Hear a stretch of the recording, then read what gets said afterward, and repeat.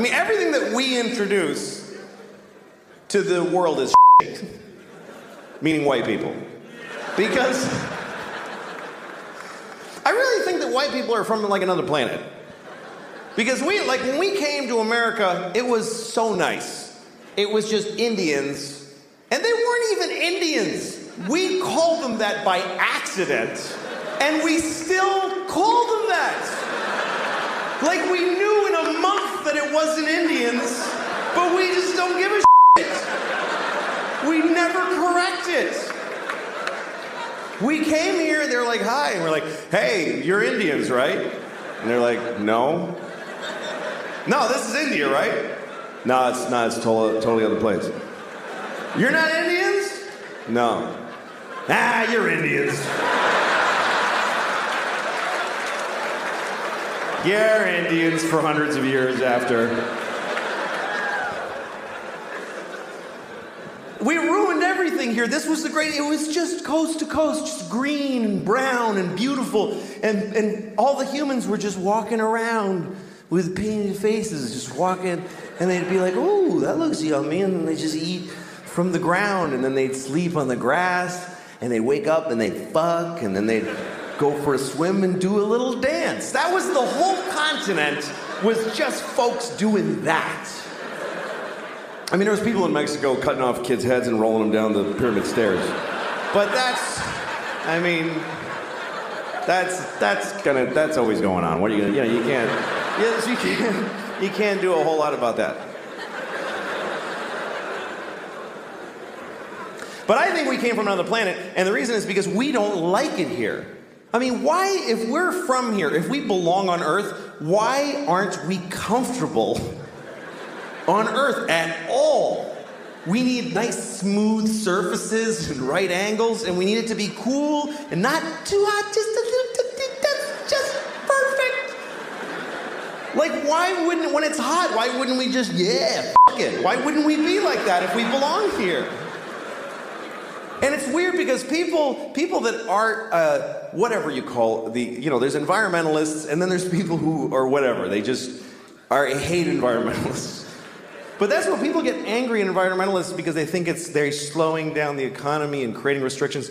And a lot of these people are Christian. A lot of these people are very devout Christians. And that's such a confusing thing to me, that if you believe that God gave you the earth, that God created the earth for you, why would you not have to look after it? Why would you not think that when he came back, he wouldn't go, what the did you do?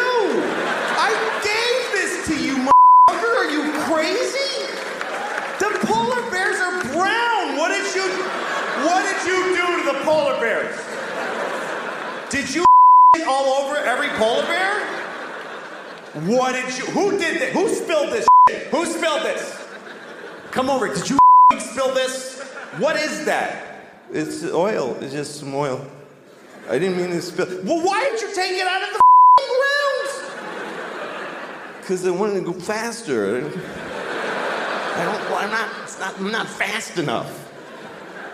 And I was cold. What the do you mean cold? I gave you everything you needed, you piece of shit. Well, because jobs. What is a job? Explain to me, what's a job? You work at a place, and when people call when their game doesn't work, and you help them figure it out. What do you do that for? For money. What do you need money for? Food. Just eat the shit on the floor. I left all over the floor. Corn and wheat and grab it up, make some bread. What are you doing? Yeah, but it doesn't have like bacon around it, and like I like when it has like bacon on it and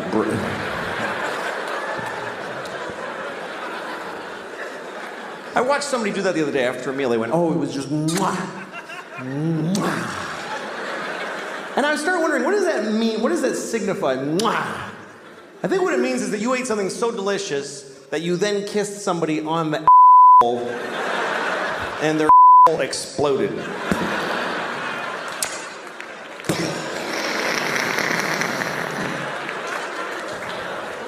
That's some good eating. That's a nice sauce. Is that good? Yeah, let me show you. Let me have some of that. That just destroyed my anus.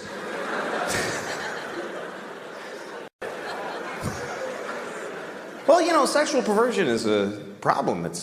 You can't stop it. People got to do what they got to do, and you know, this country's pretty perverted. I mean, we have to jack off to everything.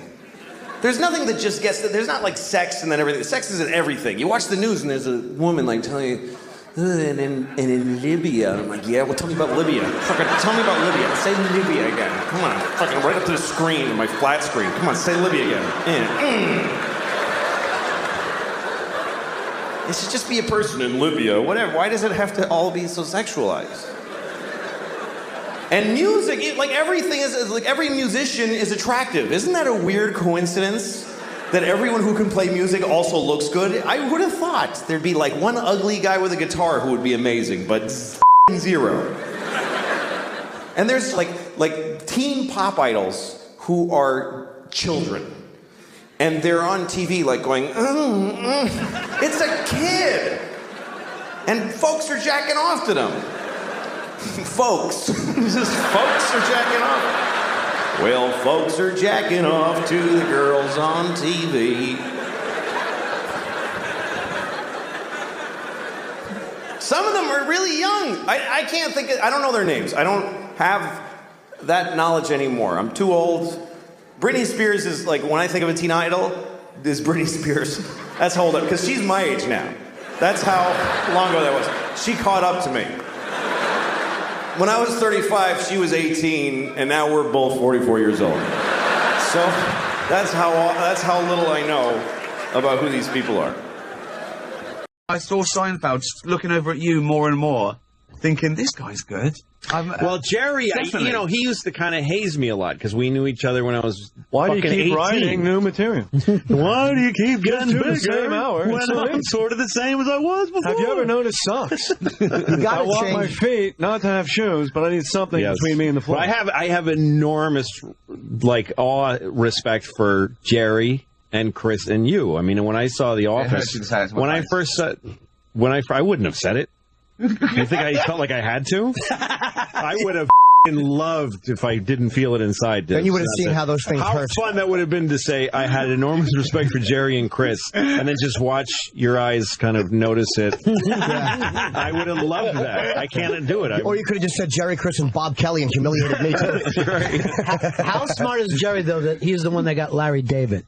In the middle of all the comedy boom and all, he was the one that, I created a show with Larry David, which was, Larry, you write, and I'll do my acting. And Larry couldn't get arrested back then. Larry was to be able to struggling. recognize that, but to be able to get that. Would you sound like you know that Larry did more of the heavy lifting? With I think Larry the was stuff that his show. He wrote all the... Seinfeld was all Larry. Yeah, you I didn't know that. I assumed it was... Oh, you could tell. Well, I mean, Jerry. Now that we know who Larry is. It came from Jerry's... Who asked you? Oh, sorry. Why don't you shut your mouth? I'm sorry. What the fuck? This is exactly like The View. I'm going to say whenever I'm talking, if someone says, what the fuck are you talking? Hearing Seinfeld, you said something interesting about how comedy is empathy. And I thought, wow, he's right. And then Seinfeld goes, no, it's not. No, it's just and then I was like, fuck, that's actually a good point by Seinfeld. I don't know. I think it is empathy. I think you have to like someone. I think you have to understand what they're saying. I think everything has to be personified. You can't make jokes about the inanimate. But he was saying you are above the audience. About the inanimate. The inanimate? Inanimate. Something that I didn't hear the C at the end. Oh, right, sorry.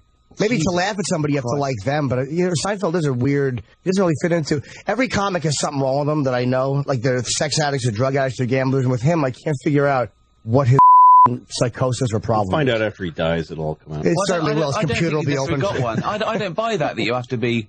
You have to, have visibly something wrong with you. I think you have to be aware of your own inadequacies and play on them. But I don't think you have to wear it on your sleeve. Not necessarily, but every comic I know has something wrong with them. They don't even necessarily. Hold on, I'm having a pissing match here. They don't have to. They don't have to wear it on their sleeve, but they actually all have something. Seinfeld said you have to be above the audience. Yeah. No. He said no. That's what Bob said. No. Wait. Got your coffee. Boom, you get some money. No, what he was. I was saying that you can't be above the audience. You have to sort of fall over for their pleasure. Right. In a way, you have to put yourself below the audience, show them you've had a worse day than them. Yeah. Funny. He was saying, but you're already above them because you've got the mic. They're all looking at you. You're the only one talking. Right. I thought it was. I think Jerry also, he doesn't look at. I mean, you have this really humane version of comedy, and it comes from sort of like Laurel and Hardy and Chaplin and stuff. Yeah, he's lovable. But Jerry is a technician. He's about the jokes. Jerry looks at comedy like music. Like he used to tell me, he was like he just playing a horn. It's dots on paper. He just likes to he gets off on the material. What's he gets off heavily on the material and how he does it. And he is, when I was young, I used to open for Jerry. When I was like 18, 19, I got to open for him in one gig in Boston, and he liked me, so he took me to a bunch. And it was an enormous experience because I kind of didn't think when I was that age, like he wasn't my favorite guy. I liked Stephen Wright, and I liked Carlin and Pryor. And I thought he was good, but I didn't really know of him that much. But watching him do, hour-long shows and theaters, and this is before he had his show, when he was just a top-rank heavyweight comic, watching him do that, the guy is a virtuoso. He is like a great, like Vladimir Horowitz. He's a genius and he's so putting on a comedy show. He works so hard for his audience. Yeah, he does, but he's almost professorial about it as well. He's got everything worked out.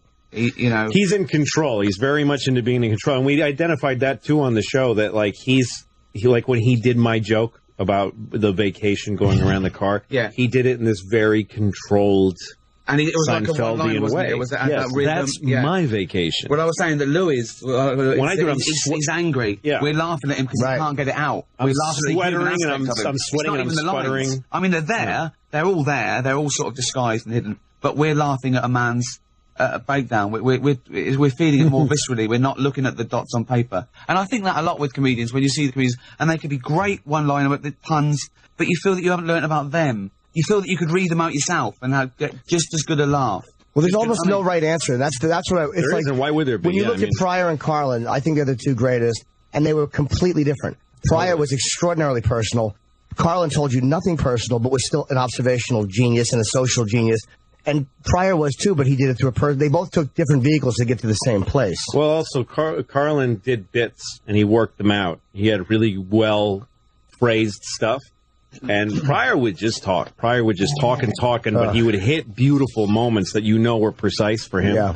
Carlin said he really turned the corner when he said he used to say, "I'm a comedian that writes his own material," and then he started saying, "I'm a writer who performs his own material," and he realized he was writing essays and he was doing a one-man show in like 4 pieces. Yeah, like a bit about Earth, and he would just do a one-man show. That's right. I tried to do that when I started off. It's too hard.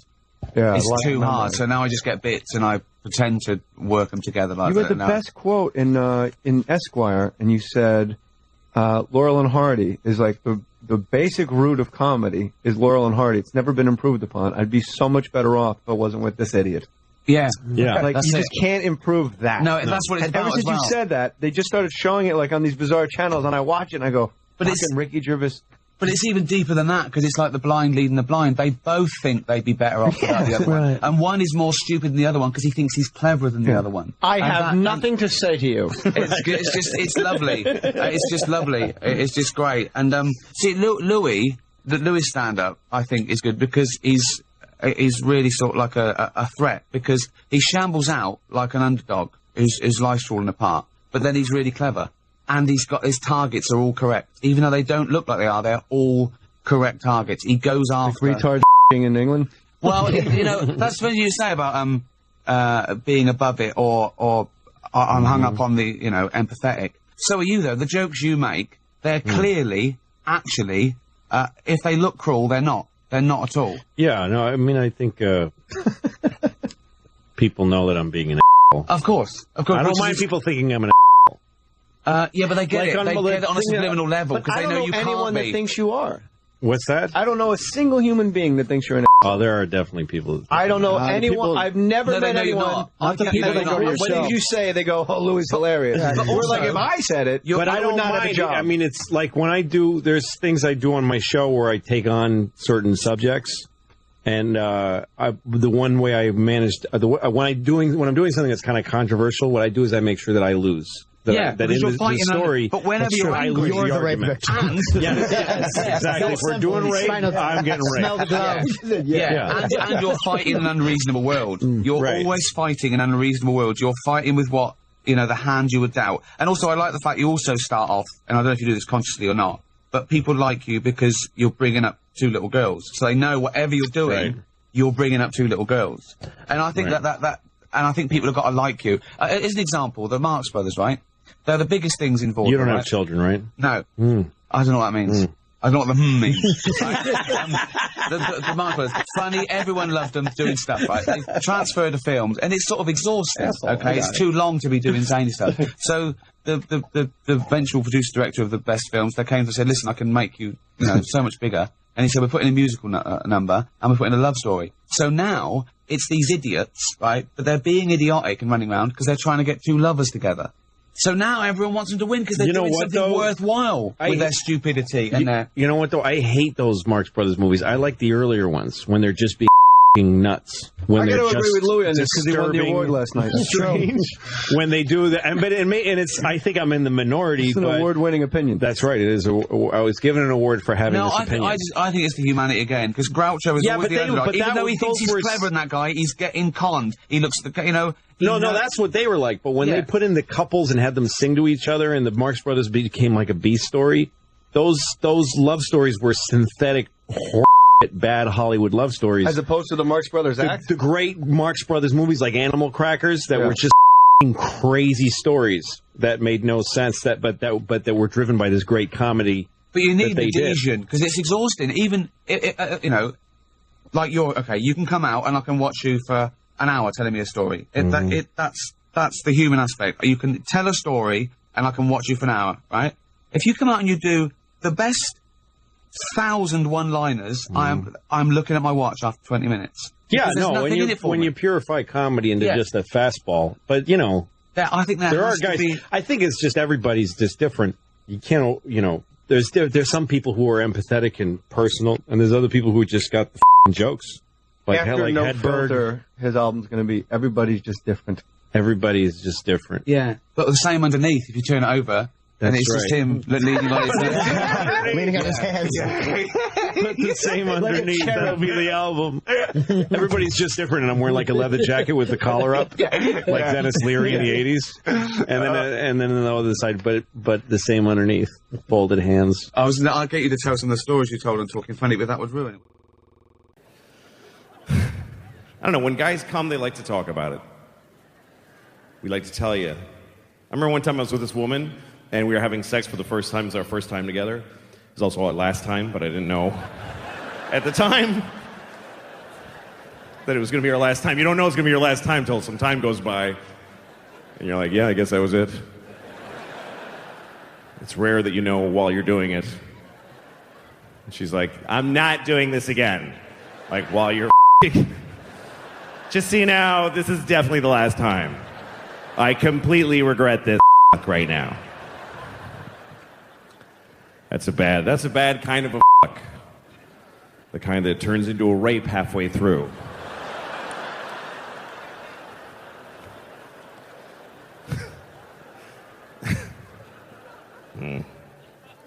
Anyway, I was with this woman. We're having sex, and I was going to come, and I felt like talking about it. But it was our first time together, so I was a little hesitant. You know, when you're with somebody a bunch of times and you're in love, then you just go, baby, I gotta come! Shit! I gotta fucking... Just let it out. But I didn't really know her, so I was like, I'm probably gonna... It's probably gonna come. I just feel like it's coming. It's most likely. She's like, what? What? No, I just think I probably coming gonna... Okay, I get it. Go ahead. Because I'm back there. That's why she's got to... I'm back there. I'm always back there. So they don't see me crying. I get a little paranoid having sex with a woman from behind because you don't know what's really going on. Can't see her face. I don't know how she completely feels. The whole time she might be like...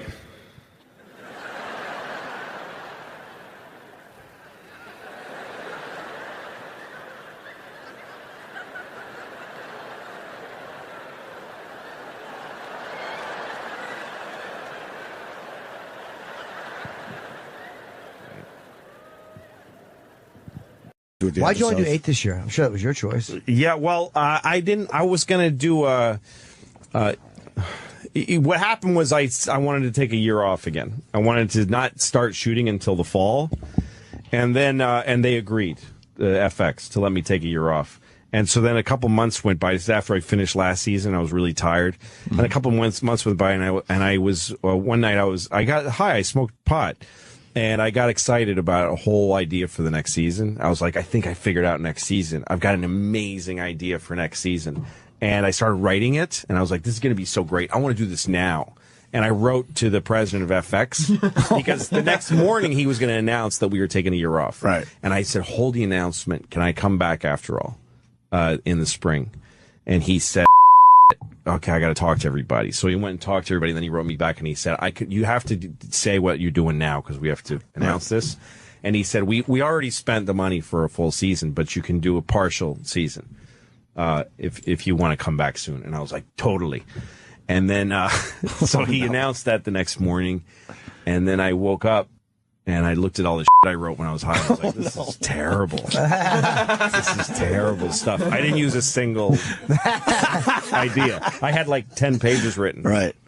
10 stoned pages. Could you tell us one idea? It was all, the whole plot was that Doug Stanhope, who was on the show a few years ago. As Eddie, yeah. As Eddie, who the suicidal comic, that I run into him in New York, and he's like wearing a suit and tie, and he just, he cleaned up his act.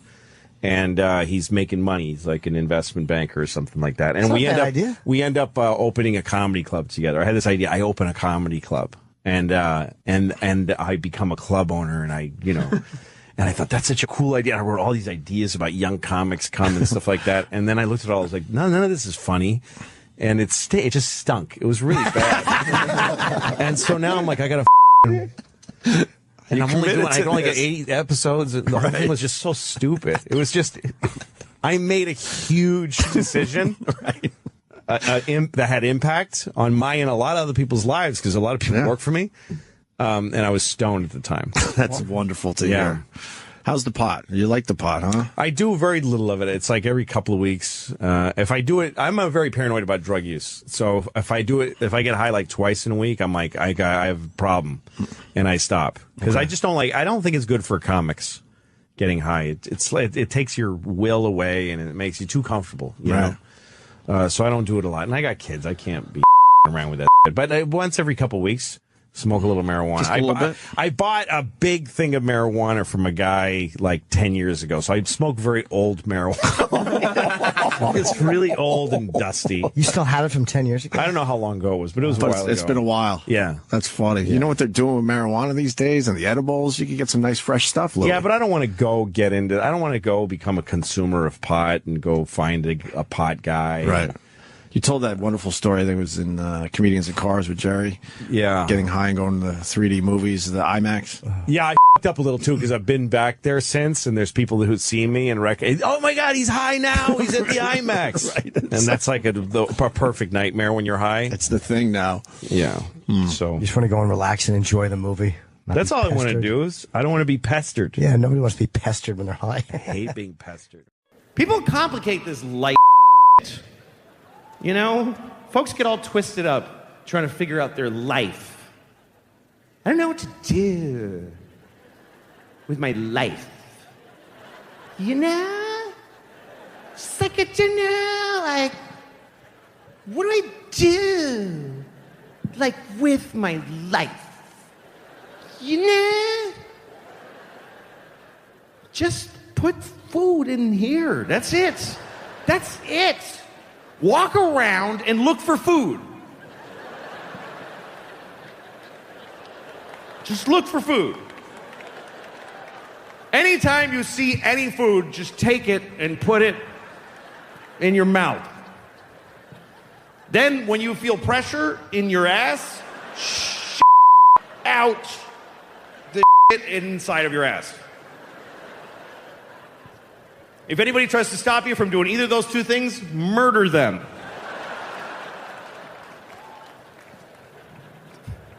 Do that till your body stops doing things. And then you're dead. I wonder how long I'm going to live. Sometimes I wonder, like, how old am I going to get?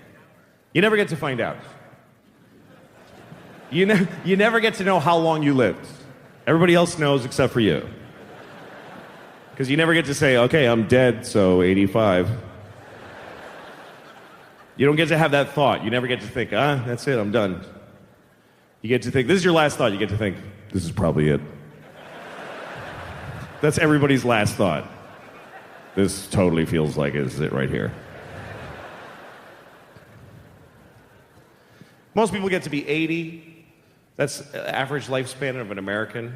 But we've got medical technology and research that we're putting in to make it go longer. We would like to live longer, wouldn't we? We'd like to live to 85.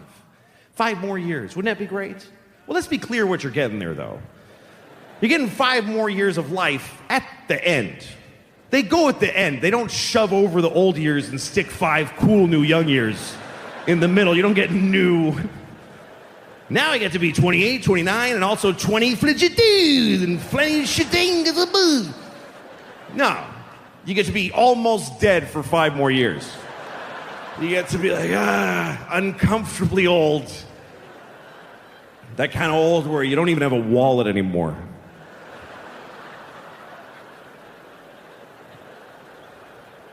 Where's my wallet?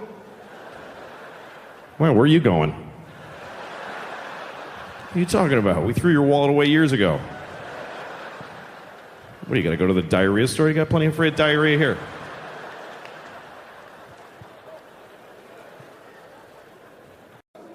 I have this friend, he has a phone that can IM, he can instant message, and so now I really want him to die because I'm sick of getting these messages from him on his phone. I'm in a shoe store. That's the whole message. We're not secret agents. I don't need to know where you are. So I get this message from him. He says, I'm on an airplane in Seattle. So I wrote back and I said, well, I hope your plane crashes. And he gets pissed off and he calls me, take it back. We're about to take off. I'm like, fuck you. I hope it crashes. I don't have to take it back. Hope it crashes twice. Hope it crashes and kills Haffy and they go, it, let's try again, and they take off and crash again. I hope that happens. Sincerely, I hope it. And he tries to make, he goes, well, how are you going to feel now if my plane crashes after you went and said that? I'm like, are you kidding me? That would be amazing. To know that I can do that? I'd happily trade your life for knowledge of my powers. He's one of those guys who just makes you hate him because, you know when you have a friend that you hate, you can't break up with your friends, you know? He always starts conversations that I don't want to have. You know, he's like, hey, what would you do if you had a time machine? I'm like, f*** you. I don't... You know what? I wouldn't use it. I just let it sit in my house. I'd put a drink on it, and yeah, I got a time machine. I never even wanted it. I don't know. I'm not interested. I'd use it to go back 30 minutes ago and punch you in the face before you ask me that. That's all. One use. So he goes, well, here's what I would do. Because, of course, that's the whole point of asking me, is to stare at me while I say mine and then say his. So he said if he had a time machine, he would kill Hitler. Like, he would go back and kill Hitler. I love that he thinks he can just kill Hitler just because he just goes back there and walk up and kill the dude. And I was thinking, that's a noble purpose for a time machine. I would do it, but I would have gone back then, but I wouldn't have killed Hitler. I would have raped him. That's what I thought. Because I think that would have been enough. I think that would have stopped him from doing all that shit. If he had been raped by me, he never would have pulled any of that stuff, man. Should we invade Poland? No, I'll just take a shower. I don't feel good.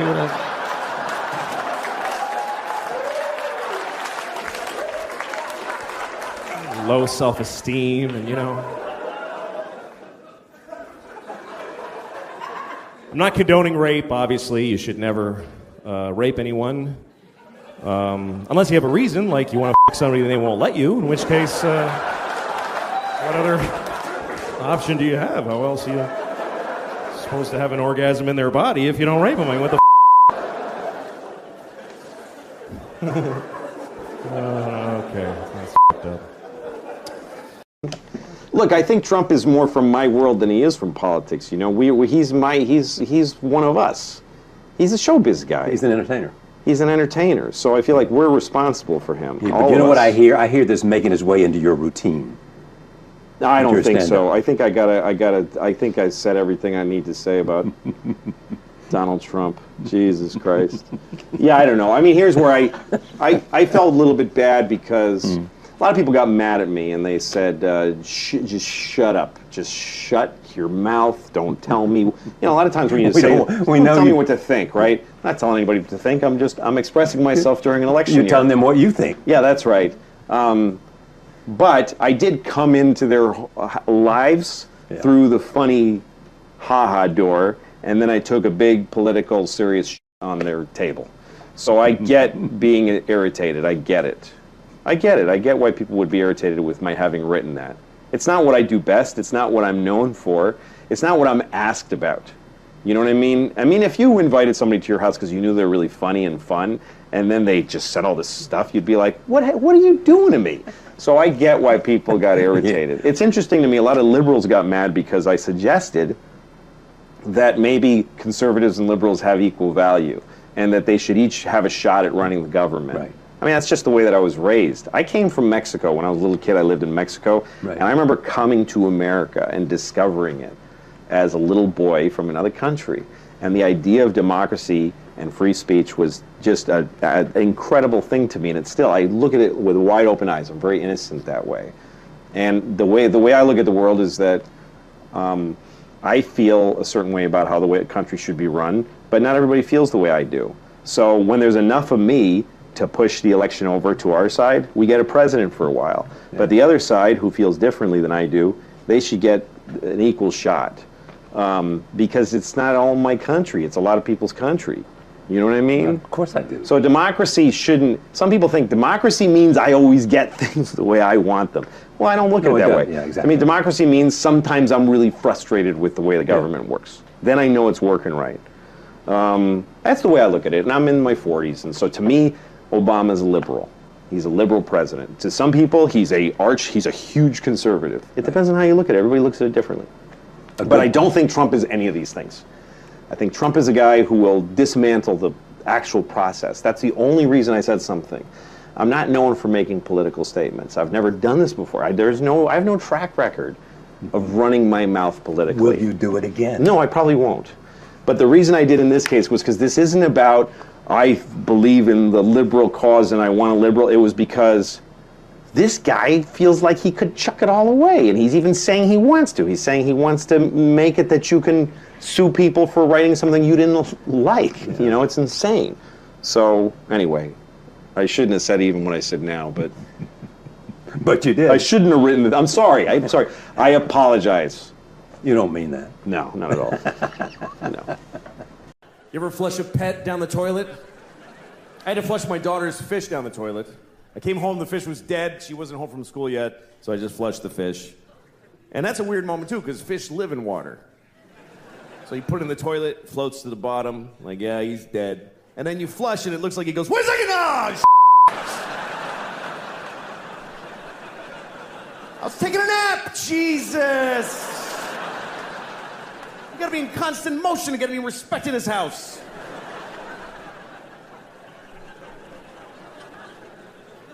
And then my daughter comes home. Why did he die, Dad? Come on, what am I gonna say?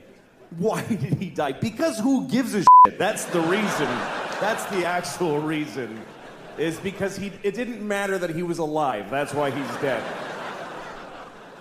He didn't know his name and he didn't love you back. These are the facts about that fish's life. My daughter likes fish. We took her to the aquarium. I took both my kids to the aquarium in Boston, and we were looking at this seal or sea lion. I don't know which one. I don't care. I don't think they need to be separate things. I really don't. They don't care, and we don't care.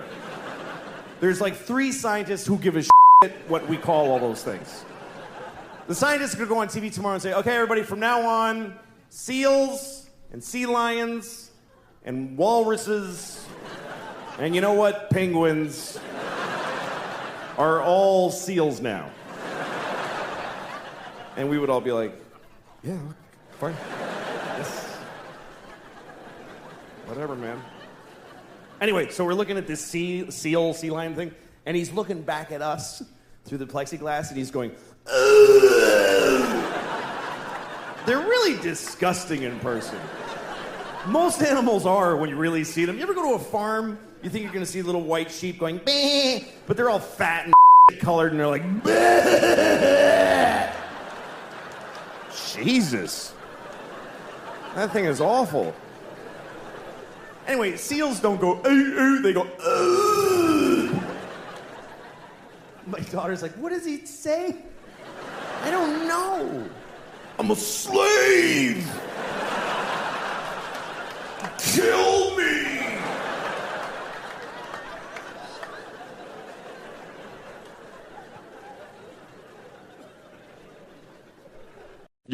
Your coffee story is deeply depressing. It is. What happens everywhere. I was thinking, as you were talking about that, like the Starbucks popping up are like weeds.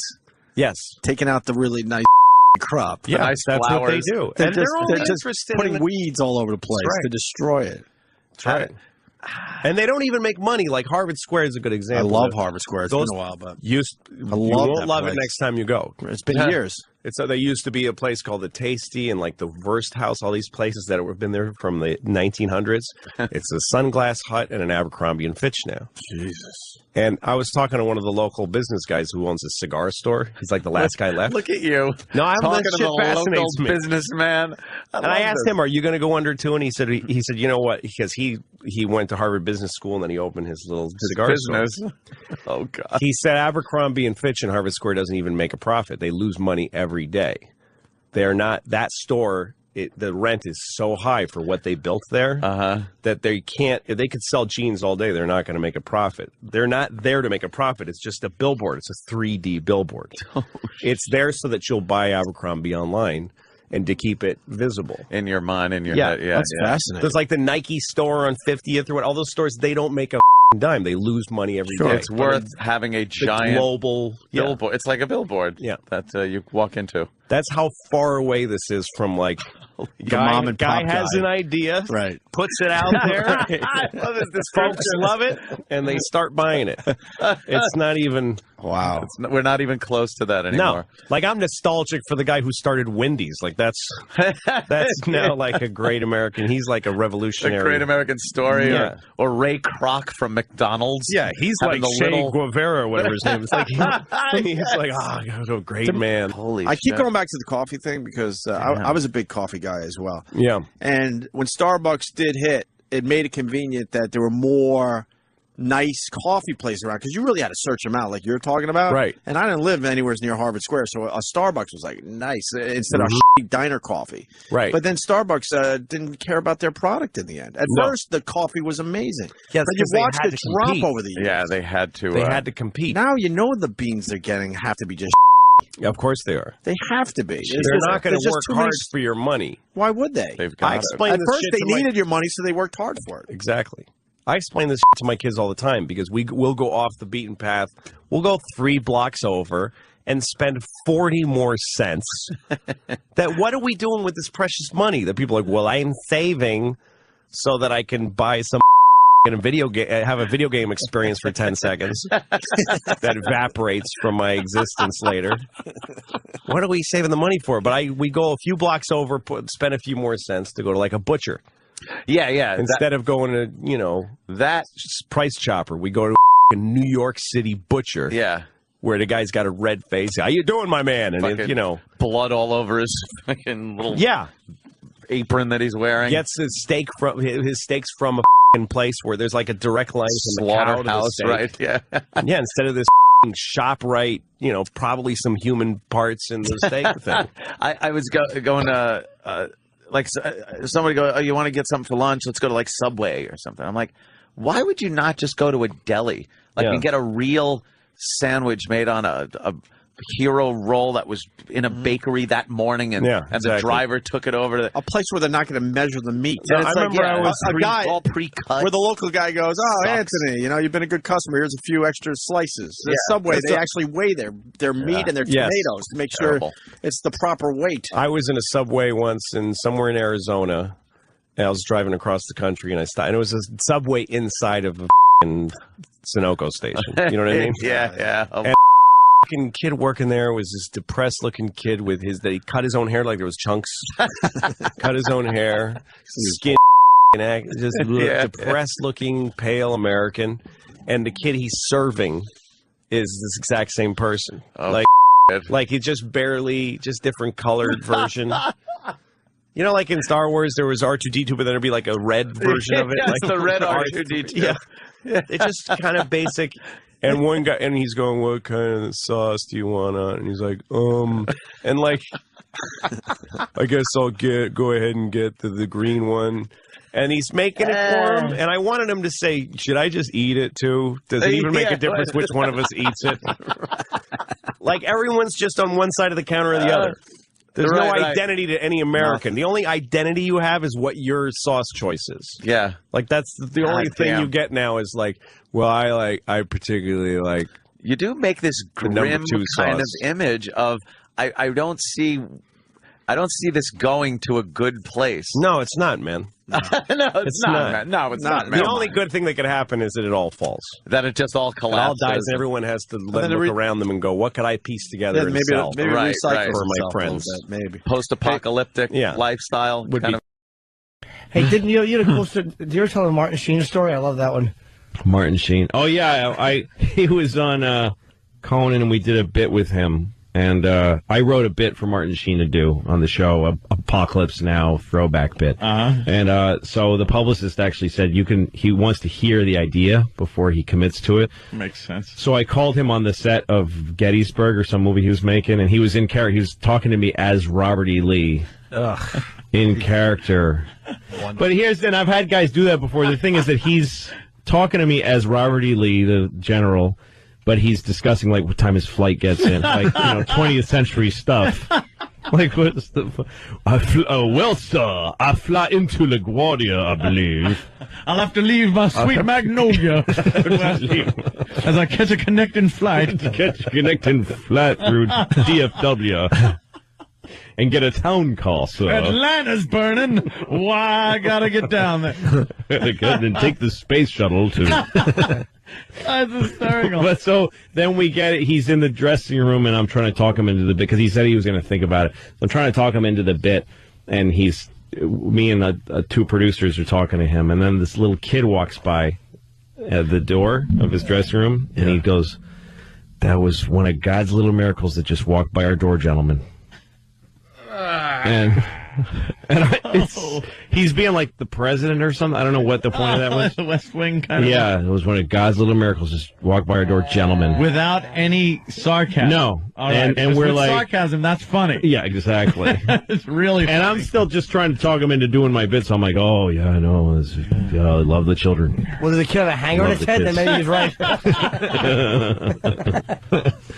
Little hanger hooked lip, like all jerked up. I have two children, and I still think that was a lot of crap. Yeah. I still hate him for it. Yeah. That makes my head itch when I hear that story. Oh, God. Yes. Miracle? Is it? Really? Yeah. What's the miracle? Both of your drug-taking miracles. I aimed, I hit it, she came out. Wow. Ever did the bit? What? He did the bit. He actually nailed it. Yeah, it was great. Yeah. It was just a bit we did called a two-way mirror in the dressing room. We pretend that we had two-way mirrors. Oh, okay. So we'd catch them doing weird things. And he was shaving, and he cuts himself shaving, and then he goes into the spiral, Apocalypse Now, Saigon dressing room. Actually, lizards who, I mean, literally, there's people that think they're lizards from outer space. Yeah, that's true. Who eat human flesh. I don't know if anybody's ever asked you directly, sir, but are you a lizard? I don't think are he's you a lizard. actually? Can you just please give that a straight answer? Are you a lizard person? Louis a little left-leaning, No, sir. I'm not. Let him answer. Are you a lizard? Here's the short answer. Yeah. I'm in New York City. I walk down the street. People walk up, shake hands, stop me. They want an autograph. He's a lizard. Want to get a photograph with me. Go to eat last night at dinner, and Joyce and I were sitting there in the little Italian restaurant. and a man came up and said he'd like to buy my dinner, and I refused. And it turns out I paid for my dinner. The next thing I know, the waiter comes back and said the man insisted to pay for your dinner, and here's your canceled receipt for paying. Oh, wow, that's very nice. There's plenty of people that... But you didn't answer the question. He's not going to I think you're hanging around with the wrong people. He's not going to dignify an answer to, are you a lizard, Louis? Why not? Because Tell me he's no. not a lizard. What is the story about getting somebody paid for your dinner? I would pay for a lizard's dinner. I think I understood the fact that there are people out there that appreciate what he's done as a leader. And there's plenty of evidence that this guy is a well-decorated and appreciated American. And he has more credibility than almost anybody. Exactly. But I just want to know if he's a lizard. He's not a lizard. Stop it. I want to apologize, Mr. Rumsfeld. Louis C.K. is a stand-up comedian, and I do not share his ideology one iota. Matter of fact, we're meeting him for the first time. We don't even really know him. So we apologize. Exactly. It's usually just me and Anthony. But we said, what the hell? We'll try out this local comedy. Mr. Rumsfeld, I want to ask you a little bit about the situation that's going on now in the Middle East. You are an envoy to the Middle East. What do you see happening there? What's your take on the whole situation? Well, I think what's happening is that we had good relations with many of the governments in there, in that region, and it was contributing to a stable situation that you can have a popular protest and revolution, and the winner is not the people that are looking for greater opportunity. The winner often is a minority group that is very disciplined, very well organized, and very vicious.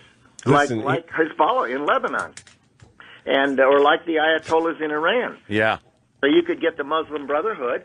Oh, that doesn't sound good. Radical extremists. Exactly. Over Egypt, which would be terribly dangerous. Absolutely. Listen, and these are great questions, Anthony, and they're questions that Mr. Rumsfeld is going to answer better than almost anybody in the world. Yeah. But I still want to know if he's a lizard. And if he is, stop it. If he's tasted human flesh. No, stop. I just want to know. Mr. Rumsfeld, again, I want to apologize for Louis C.K. He's a stand-up comedian. He's playing at the Borgata. It's go to a legitimate... Borgata.com. Look, if he's a lizard who has eaten people... Don't encourage him. It'll just make him worse. See, I will stop the second I get a denial. I'll stop asking. Tell Louis that my grandchildren are listening. See? Well, listen, they have a right to know, too. No, he's not a lizard, and he has not tasted human flesh. But you're answering. That's easy for you to say. I can answer because I know the guy is a great American, a great patriot. Yes, I totally agree with that. He's done great things for this country. And yes, Anthony. Is he a lizard? Is Cheney a lizard? No, they're not. They are people. Any Mexican babies? Have they eaten any human beings? Stop it. Stop it. I know. Mr. Rumsfeld, I apologize. Louis C.K. I paid for this microphone, mister. He's trying I want to be an answer. Funny. I don't understand it. Where do you see the where do you see the 2012 elections going? Do you see the Republicans taking the White House again? And who do you see as maybe a good front runner for the Republicans? You know, I don't think there is one. I think it's one of those rare times when there's not an incumbent president running and there's not a vice president running and there's not an obvious person. And I think what we ought to do is watch them run around the track a while and see how they handle things. It's a tough job, as President Obama is finding out. It's a lot easier to campaign than exactly. It is to, and so I think we ought to watch all these candidates. There's some terrific ones running, and I think some of them have executive experience. Some of them have a lot of legislative experience. And see how they handle. Because what's going to happen is they're going to get asked tough questions. They're going to get put in difficult positions. And we're going to then be able to see how their brains work, how they react, how they handle things, what kind of people they recruit for their campaign team, how effective they are in organizing. And all of those are attributes that are helpful for a president. Before the Lizard Council meets all right, and Louis, decides who to appoint. The Lizard Council doesn't appoint a president, and he's not part of the Lizard Council. If they do, don't you want to know? No. Don't you at least want to give him a chance to say, no, I'm not a lizard? I don't want to picture Donald Rumsfeld on the other end of this phone listening to you asking with red lizard eyes. No, he's not with red. Mr. Rumsfeld. We have to deal with people who aren't perfect on occasion. Exactly. That's what I was trying to tell Louis. And then, so how many guys do you think you've met that died by hanging? Oh, Jesus, Louis. That's a good question. Yeah, more than one. Yeah. More than one. More than one, see? Yeah. I've never met anybody I met a girl who hung herself. But I've never met anybody who was sentenced to hang. He's had to deal with thugs during his career at some point. Sure. He's, the world. And a lot of people judge things, I've noticed, Mr. Rumsfeld, a lot of people judge things based on what's going on now. They don't take it in the context of the history and what was going on at the time. Now, during the Cold War, I think we were willing, as Americans and the press, to accept a lot more covert action on the part of the government for our own safety than we are now. Do you think that's a better thing, that there's so much more information available now, or is it kind of a good thing for the government to have maybe a little bit of a little more covertness in their actions? Oh, I think you're right. I think that we live in a world where there are relatively few countries that are like we are. Yeah. We have free political systems, and that means that we have got to have intelligence gathering activities if we're going to protect the American people. Exactly. But American safety is like the biggest deal to us. American defense. We've got to keep the American people safe. But what if a whole lot of people in other places have to die in order for us to be safe? Like, what if you found out that a lot of America was going to get hurt unless we just took France and just wiped it out? Would you trade France? Hypothetical. Would you trade France for Texas and Arizona? Can you imagine if I answered that question? Thank you. What the news lead would be? Exactly. It would be like answering your earlier question, where I would deny that I'm something that you asked me. Right. He's not going to deny he's a lizard. But he hasn't officially denied it. What would be hurt by denying that you're a lizard? I did not just arrive in town falling off a turnip. There are no turnip carts in New York City. Well, he didn't fall off of one. No, regardless. I totally understand. But no, that's fascinating to me. What would be hurt by denying? And I'm not going to ask you to deny it now. I'm more interested in what would be hurt if you denied that you're a lizard.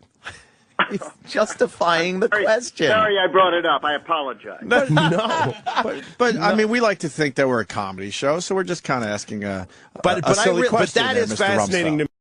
You're a guy, even as a little kid, you love comedy. Oh, yeah.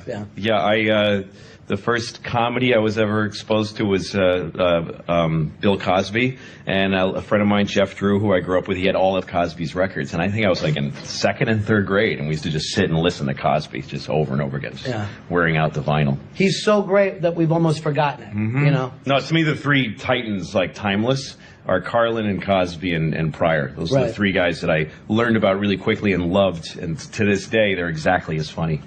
And for some reason, though, with Cosby, people are like, well, he's so mainstream that somehow, like, maybe that's easier. But as a stand-up, he was just incredibly good. Just really, really great. The timing. And still is. I mean, still is, yeah. I saw him not too long ago on Letterman, and he came out and was just murdering. And he's, I guess, well into his 70s now. Yeah, and I think people, I mean, I used to study him when I was a kid, and I still do. Like, every time I've done a special that was important to me, I go back and look at him because he had great technique and he was like a jazz musician, you know. Right. He's a guy, he would keep the microphone at his knee. Like a lot of us, like I came up with young 80s guys, and Kinnison was the big one when I started. So I'd eat the mic and scream into it, you know, and not let up. You know, and but he keeps the mic at his knee and talks at a normal voice, and then when he wants to, he does this. And he knows the power of the different ranges and stuff, so. See, I would think that would be a little scary to look at other stand-ups before you did your special, because you don't want to pick up inflections or... Well, I don't think that happens to me, because I'm looking at really the mechanics, like really the underlying, like how are you using silence, and some of it is just inspiration, you know. I think Chris Rock is another person who believes in watching public speakers, and you do that as well. And people forget that that it is public speaking. So as a young person, as a kid, you're listening to this stuff, you're kind of studying it, and you said to yourself, this is what I want to do, or was that too far off of it? No, I didn't know you could. I didn't know you could be something like that, a comedian. I didn't know that there was a road to it, but I really did want to. I mean, when I was in 4th grade, and we had the Gong Show was big on television then, so we had a Gong Show, and I did stand up. I told jokes. I juggled 2 balls and an apple and ate the apple, and then told bad jokes. That was my first time performing. Yeah, and how did it feel to you? Was it? I loved it. I completely loved it.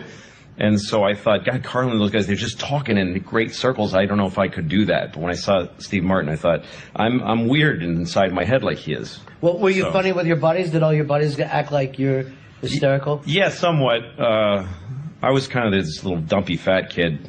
And I wasn't succeeding in anything as a kid. I didn't see anything that I would be really good at.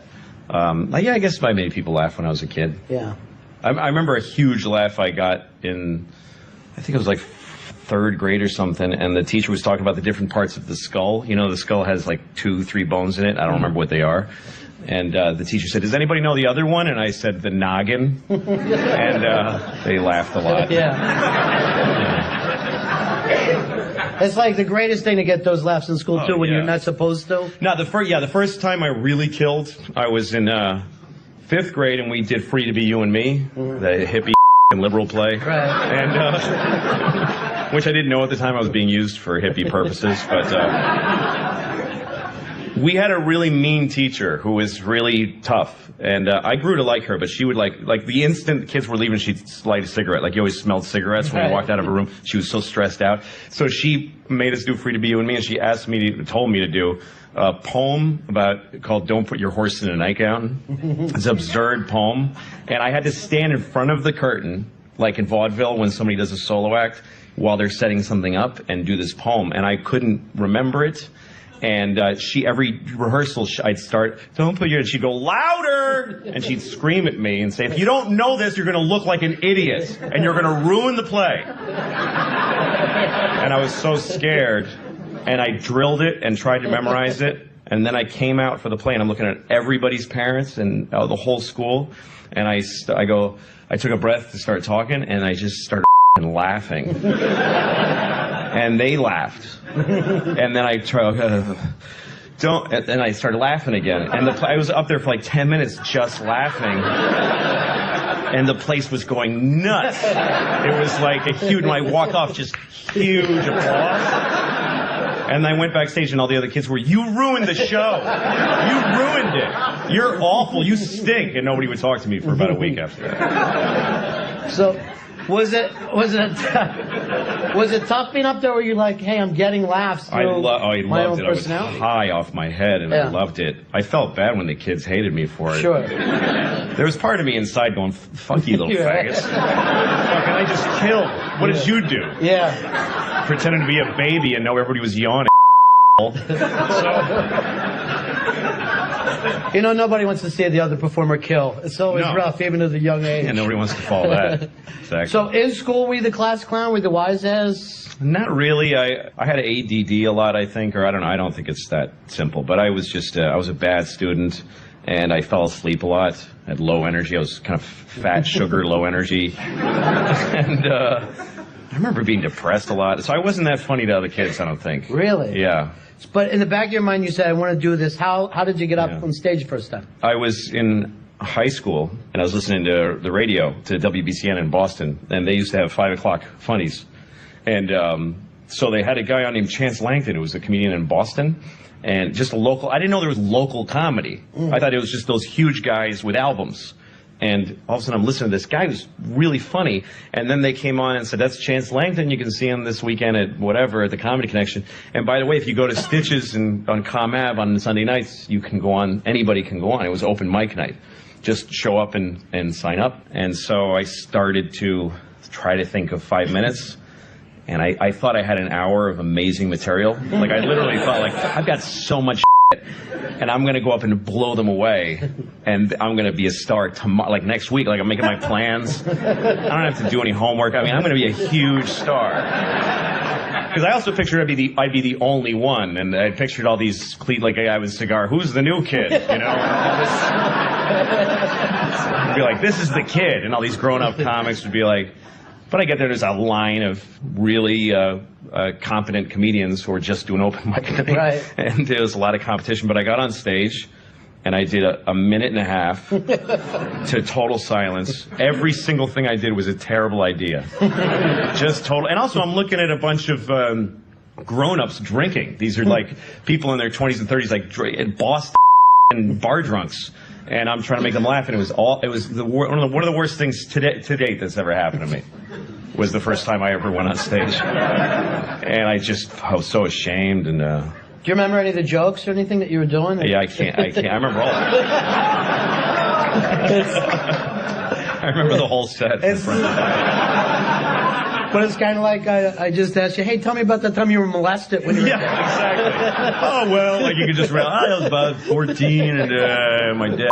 Yes. I think it must have been fall because it was, you know. The Red Sox were in the playoffs. I remember, and I jizzed on my face. I think it's good to have some scars that don't heal. Absolutely. The pain is still there. To me, that's what started a pattern of my whole life, which is survival of failure. Mm-hmm. And I think if you can go to places and fail and come out intact, you've got a huge wealth of information. Sure. Bombing is much more instructive than when you kill. You just go, all right, look at me. Yeah. You don't learn anything. You don't even remember why you killed. Yeah. You just go, oh, it was great because I'm great. That's why. Yeah. But when you bomb, it's like a murder happened to you, and there you've got data, you got evidence. It's like forensics. CSI now. Yeah, you walk around poking things with a pencil and go, well, if you hadn't said this after that, it wouldn't have gone so bad. And you have a huge wealth of information. Yeah, it is really funny at that stage where you go back and go, I came out with the wrong attitude immediately, and then you don't have the skills to pick it back up. Exactly. You know? And when the audience sees the lack of confidence. Oh, they just pounced with hatred. They were so mean, too, and, it was just awful. I mean, just with silence. I felt they were mean with silence. They didn't make a noise. Nobody heckled, but I hated them. I felt really hateful towards the audience, and I tried it one more time.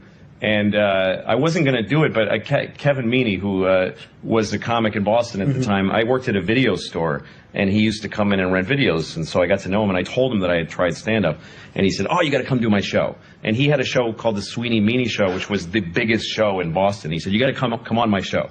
And I said, oh, I've only done it once, and it was bad. Let me get good at it. And he goes, no, I want you now. Because it's comedy tragedy. I want to watch you bomb on my show. And I went and did his show, and it was packed, and people were so excited. And him and Sweeney did this "We Are the World" thing that it was just destroyed.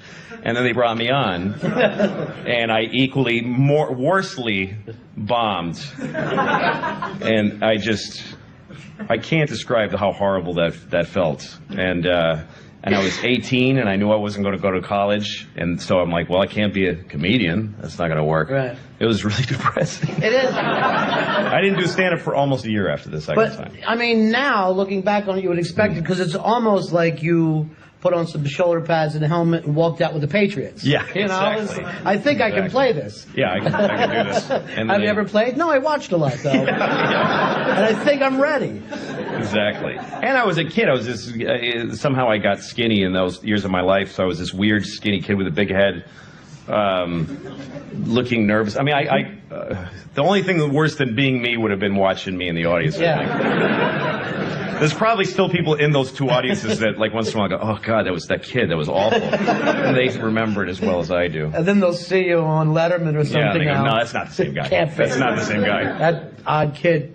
But you came up with a good point. Like any thinking person, any person that could learn would go, "I can't do this. I won't go back." Yeah.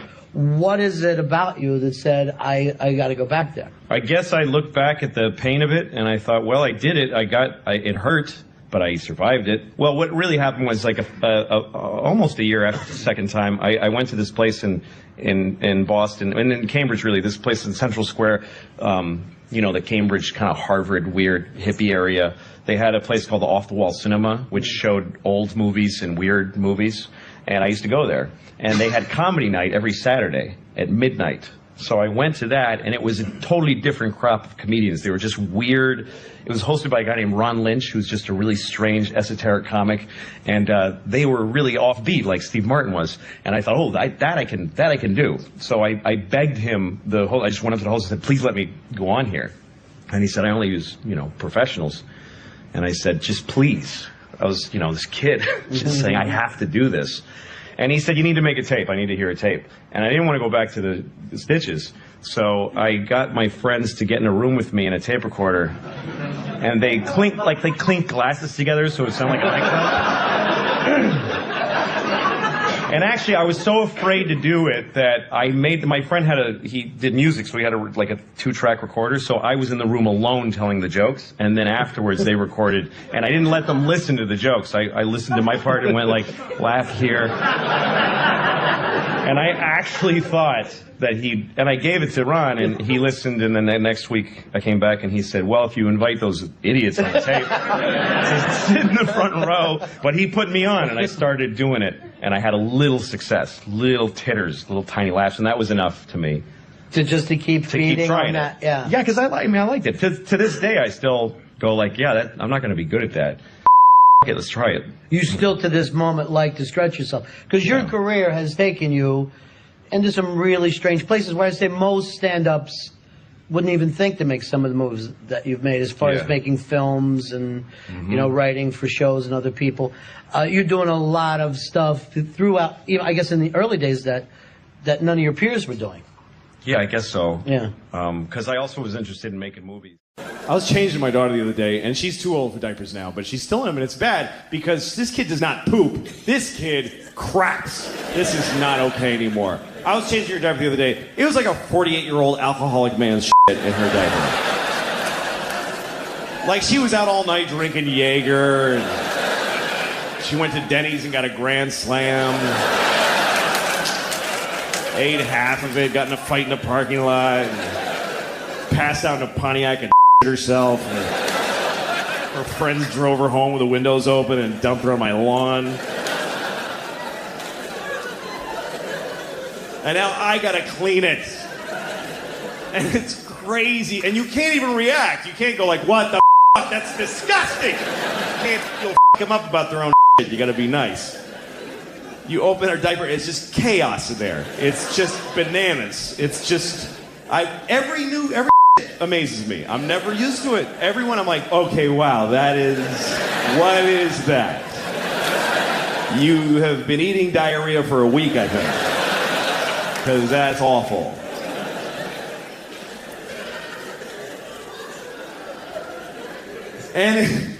But you can't. You gotta be you just go, "Oh, what? Wow. You really got something there, honey? That's really something. That's really okay. Well, all right, let me scrape that off your knees for you. Just get it down off your back. Just get all this hazmat in one place. Wipe you down. Clean your tiny vagina at the end." Who knew that was going to be my life? I had no idea that my relationship to the vagina was going to be cleaning out of a tiny one several times a day. They don't tell you that.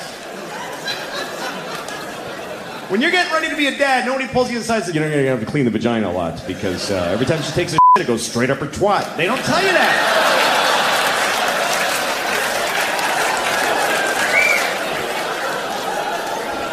Nobody tells you. And they should. It's a big part of being a dad. It's bigger than Christmas. It happens every day. And you got to get it right, front to back. It's very important.